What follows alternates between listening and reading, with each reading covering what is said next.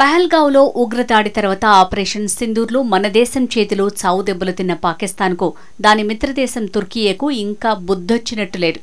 భారత్పై దాడికి పాకిస్తాన్ ఉపయోగించిన క్షిపణులను తుర్కియే అందించినట్లు బయటపడింది. అలాగే తుర్కియే సైనిక సిబ్బంది నేరుగా పాకిస్తాన్ జరిపిన దాడుల్లో పాల్గొన్నారు. భూకంప విపత్తు సమయంలో భారత్ అందించిన సాయాన్ని కూడా మరిచి వెన్నుపోటు పొడిచే దుస్సాహసం చేశారు ఆ దేశ అధ్యక్షుడు ఎర్డోగాన్. తాజాగా తుర్కియేలో జరిగిన ఇస్లామిక్ సహకార సంస్థ ఐఓసీ 51 విదేశాంగ మంత్రుల సదస్సులో భారత వ్యతిరేక స్వరాలు వినిపించాయి. 2 రోజుల సదస్సులో పాకిస్తాన్, తుర్కియేలు భారత్కు వ్యతిరేకంగా విషం కక్కాయి.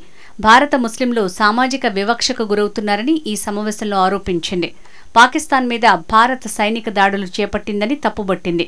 భారత్ పాకిస్తాన్లు సింధు జల ఒప్పందంతో పాటు ద్వైపాక్షిక ఒప్పందాలన్నింటికీ కట్టుబడాలని, వివాదాస్పద అంశాలన్నింటినీ విస్తృత చర్చల ద్వారా శాంతియుతంగా పరిష్కరించుకోవాలని ఐఓసీ పేర్కొంది.